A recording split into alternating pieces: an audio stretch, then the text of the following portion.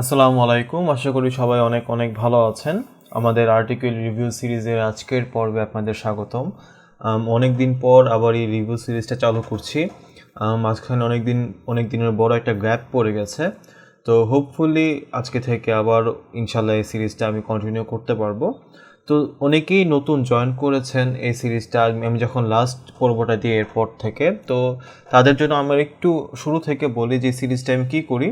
এই সিরিজটায় মূলত আমাকে আপনারা যারা লেখালেখি করেন বা রাইটার হতে চান তারা তাদের লেখা আর্টিকেল আমাকে ইমেল করেন, দেন ওই আর্টিকেলটা আমি এরকম রিভিউ করি, ভিডিওতে রিভিউ করি, আপনাদের সাথে শেয়ার করি, যাতে আপনারা সবাই দেখতে পারেন যে একটা আর্টিকেলে নর্মালি কী কী ধরনের ভুল হতে পারে বা একটা ভালো আর্টিকেলকে কিভাবে আরেকটু ভালো করা যায়, একটা প্রফেশনাল টাচ দেওয়া যায়, এই ব্যাপারগুলো।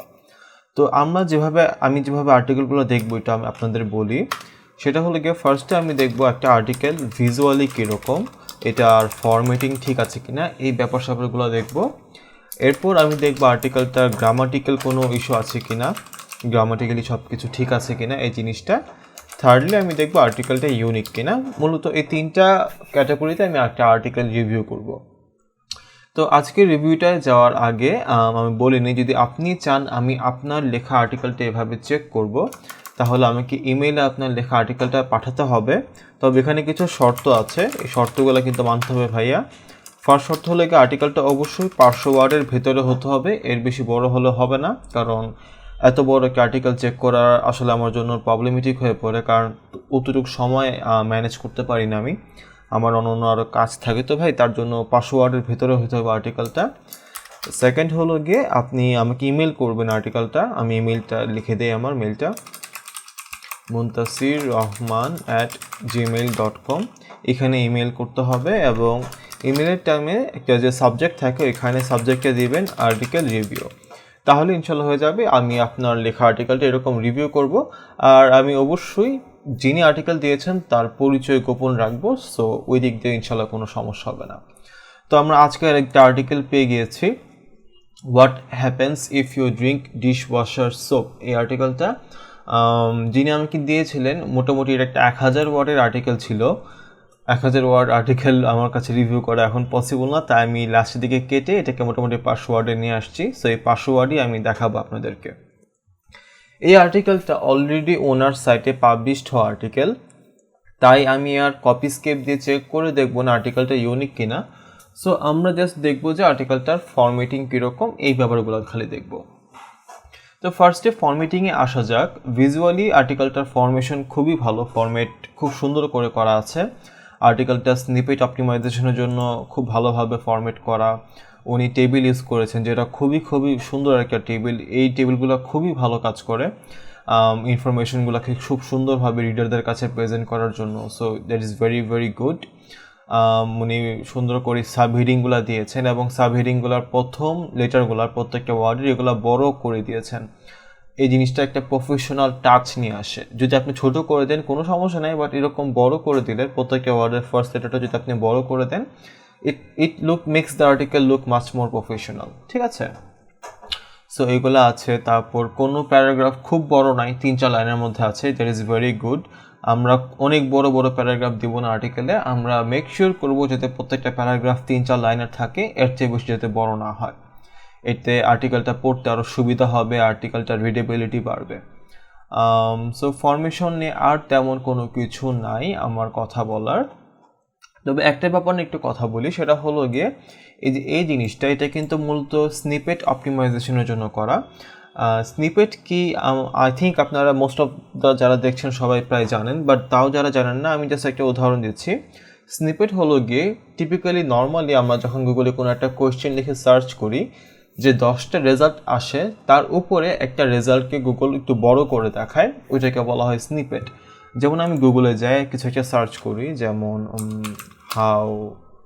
How to garden in animal crossing, something like that. ধরেন আমি এটা লিখে সার্চ করলাম, এখান থেকে কিন্তু আমার রেজাল্ট শুরু হয়েছে 1, 2, 3, 4, 5 এরকম করে, বাট এইগুলোর আগে গুগল একটা রেজাল্টকে অনেক বড় করে দেখাইছে যে এইটা।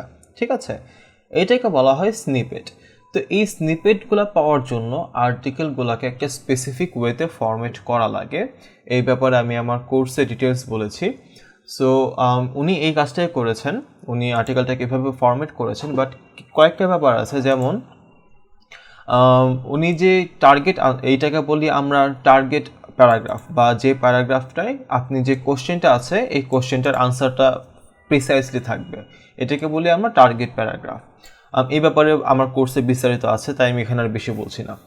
তো এই টার্গেট প্যারাগ্রাফের আগে কোশ্চেনটা উনি আবার লিখেছেন, এই জিনিসটা করার দরকার নাই। একটা টাইমে ধারণা করা হয়েছে যে এই টার্গেট প্যারাগ্রাফের আগে কোশ্চেনটা আবার লিখলে ভালো হয়, গুগল এটা বুঝতে পারে যেটা কিসের আনসার, কোন কোশ্চেনটার আনসার, বাট এটার অ্যাকচুয়ালি এখন লাগে না। সো এই জিনিসটার আর অ্যাকচুয়ালি কোনো দরকার নাই, এই জিনিসটা যদি আমি না দিই তাইলেই হয়, ঠিক আছে। আর এই যে টার্গেট প্যারাগ্রাফটা, এটা নর্মালি 250 ক্যারেক্টারের ছোট হওয়া ভালো, এতে গুগল আরও বেশি ক্যাচ করে, বা গুগলের এটা স্নিপেট হিসেবে দেখানোর চান্স বেড়ে যায়। ওইটা সম্ভবত এখন 300-র মতো আছে, আমি যদি এটার ওয়ার্ড কাউন্টটা দেখি 294 ক্যারেক্টার আছে। আমি হলে এটাকে আরেকটু ছোট করতাম, যেমন এখানে লেখা আছে whether you intentionally or accidentally drink dishwasher soap, nothing will primarily happen. If the amount of dishwasher soap is little, then simply avoid the matter. মানে এই পুরো জিনিসটাকে সিম্পলি আরো ছোট করে লেখা যায়, ঠিক আছে। যেমন এইভাবে লেখা যেত if anyone drinks a little amount of dishwasher soap, then nothing will happen, but on the contrary drinking an excessive amount, মানে এরপর উনি যা লিখেছেন আর কি এখানে, মানে জিনিসটাকে যখন আপনার টার্গেট প্যারাগ্রাফটাকে খুব প্রিসাইজ কনসাইজলি লেখা লাগে, যাতে খুব বেশি এলাবোরেট বা বড় না হয়। আর আরও কিছু ব্যাপার দেখা লাগে, যেমন লেখাটা যাতে একাডেমিক থাকে, মানে খুব ফর্মাল হয় এই টার্গেট প্যারাগ্রাফের লেখাটা, এই ব্যাপারগুলো দেখা লাগে। আমি জানি আপনারা অনেক হয়তো বা বুঝতে পারছেন না, এই জিনিসগুলো আমার কোর্সে আমি ডিটেলসে বলেছি, সো আমি আর এখানে বেশি বলছি না। তো এরপর এটা হলো মূলত ফরম্যাট নিয়ে কথাবার্তা। এরপর আমরা গ্রামারের ব্যাপারটায় চলে যাই। ফার্স্ট আমি অনেক জায়গায় একটু লাল লাল করে মার্ক করে রাখছি, ওই জায়গাগুলোয় কিছুটা গ্রামাটিক্যাল ইস্যু আছে, সো এগুলো আমি এখন এক্সপ্লেন করব।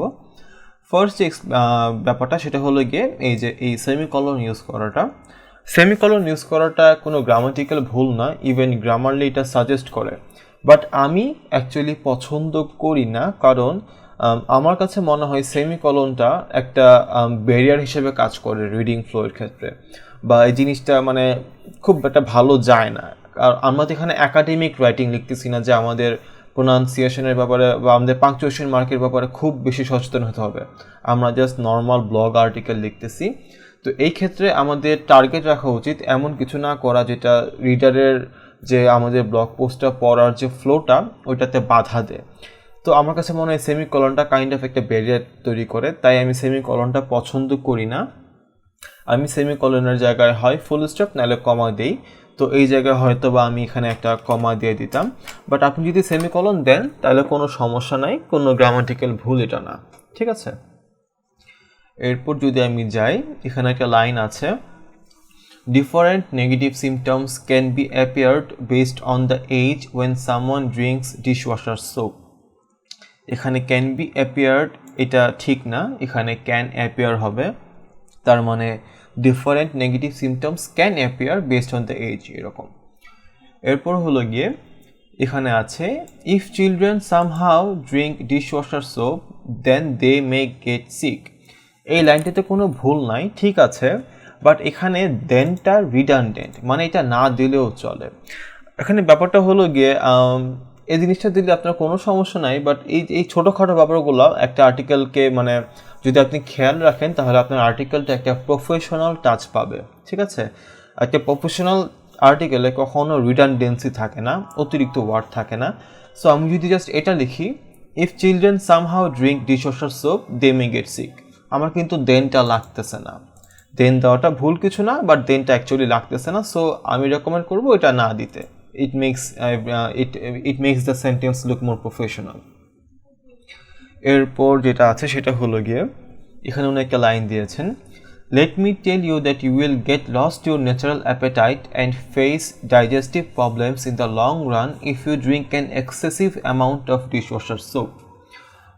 এখানে একটা প্রবলেম হলো গিয়ে you will get lost your natural appetite, এরকম কোনো কিছু হবে না, লাইনটা হবে you will lose your natural appetite. ঠিক আছে, এখানে উনি প্যাসিভ করে ফেলছেন সেন্টেন্সটাকে। সো এখানে নর্মালি হবে let me tell you that you will lose your natural appetite and face digestive problems in the long run, এরকম।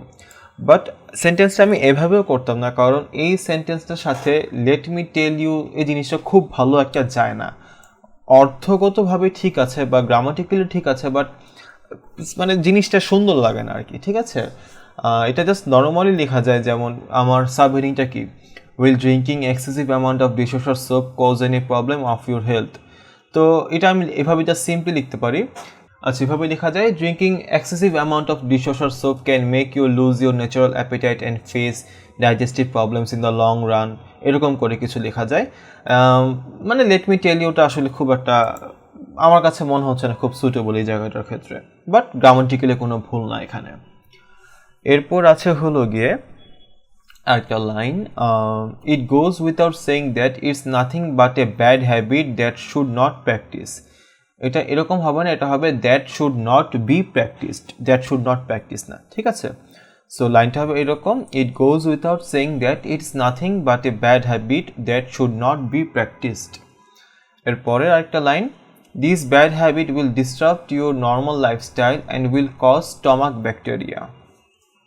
লাইনটা ঠিক আছে, বাট আমরা নর্মালি উইল কজ দিয়ে একটা আমার কোনো অসুখের কথা বলি বা কোনো একটা সমস্যার কথা বলি, স্টমাক ব্যাকটেরিয়াটা ওইরকম কোনো সমস্যা না। মানে ব্যাপারটা এভাবে লেখা যেতে পারে, যেমন will cause bacteria to grow in the stomach, এরকম হইতে পারে জিনিসটা। বা ওর উইল কজ স্টোমাক এক, মানে পেট ব্যথা হইতে পারে, but will cause stomach bacteria এই জিনিসটা অ্যাকচুয়ালি খুব ভালো একটা মিনিংফুল কিছু হয় না। ঠিক আছে, আর লাস্টে একটা হলো গিয়ে যেমন উনি লিখেছেন, we use dishwasher soap in order to break down hard food substance that strongly sticks to the dish. To do the job perfectly done, dishwasher soap is made of toxic chemicals that are not suitable for us. এরপর whatever it is, তারপর you will not die if you drink dishwasher soap, এরকম করে আর কি। তো এখানে whatever it is এই জিনিসটার দরকার কি আমি আসলে বুঝলাম না, এটা কেন লেখা হইলো আমি এটা আসলে বুঝতে পারি নাই, তাই আমি এটা লাল কালি দিয়ে দাগ দিয়ে রাখছি, আমার মনে হয় না এই জিনিসটা দেওয়ার দরকার আছে। তো এই মূলত হলো গিয়ে আজকের আর্টিকেলটার রিভিউ। আমি ওভারঅল বলবো আর্টিকেলটা বেশ ভালোই হয়েছে, কিছু কিছু গ্রামাটিক্যাল ব্যাপারে একটু খেয়াল রাখা লাগবে, আর এমনিতে আর্টিকেলটার ফরম্যাটিং এগুলো খুবই সুন্দর হয়েছে। So good kudos to the one who gave me this article, thank you. আর আপনারা যারা চান আমি আপনাদের আর্টিকেলটা রিভিউ করব, আমি যেভাবে বললাম সেভাবে আমাকে ইমেইলে পাঠিয়ে দেবেন আর্টিকেলটা, তাহলে ইনশাল্লাহ পরের পর্বগুলোতে আপনাদের আর্টিকেলটা আমি রিভিউ করব। আর আপনারা যদি জানতে চান যে কিভাবে একটা ভালো আর্টিকেল লিখতে হয়, কিভাবে প্রফেশনাল কন্টেন্ট রাইটারদের মতো আর্টিকেল লেখা লাগে, ব্লগ পোস্ট কিভাবে লেখা লাগে, এই ব্যাপারগুলো জানতে চাইলে আমার একটা কোর্স আছে, সেটা আপনারা দেখতে পারেন। আমি একটু আপনাদের ডিটেলসে দেখাই। এখানে আমার কোর্সের সব ডিটেলস পাবেন, আমি লিঙ্কটা ডিসক্রিপশন বক্সে দিয়ে দিব। কোর্সে মোটামুটি একদম বিগিনার থেকে মোটামুটি অ্যাডভান্স যারা সবার জন্যই কিছু না কিছু আছে। আমি একদম লাইভ আর্টিকেল লিখে দেখিয়েছি কিভাবে আর্টিকেল লেখা লাগে, তারপর যে স্নিপেট নিয়ে এত কথাবার্তা বললাম এই সব কিছু কিন্তু এখানে আছে। আমার একটা হাফ অ্যান আওয়ারের ক্লাস আছে স্নিপেটের উপর। তারপর লাইভ আর্টিকেল লিখে দেখানো আছে কিভাবে প্রথম প্যারাটা লেখা লাগবে রিডারদের অ্যাটেনশন গ্র্যাব করার জন্য, এই জিনিসটা আছে। কিভাবে হেডলাইন লেখা লাগে, কি কি টুল ইউজ করতে হয় আর্টিকেল লেখার টাইমে, একটা আর্টিকেল লিখে সেটা ওয়ার্ডপ্রেসে পাবলিশ করার টাইমে কিভাবে ফরম্যাটিং করতে হয়। তারপরে আপনি যদি একজন প্রফেশনাল রাইটার হিসেবে ক্যারিয়ার করতে চান তাহলে কিভাবে আপনার একটা রাইটার পোর্টফোলিও আপনি ক্রিয়েট করতে পারবেন, এই মানে অনেক কিছু নেই আমরা এই কোর্সটা আমি রেডি করেছি। তো আপনি যদি এই ব্যাপারে আগ্রহী হন কোর্সটা আর একটু ডিটেলস চেক করে দেখতে পারেন। আই হোপ আপনার ভালো লাগবে, লিঙ্কটা ডিসক্রিপশন বক্সে থাকবে। সবাই ভালো থাকবেন, সুস্থ থাকবেন, আল্লাহ হাফেজ।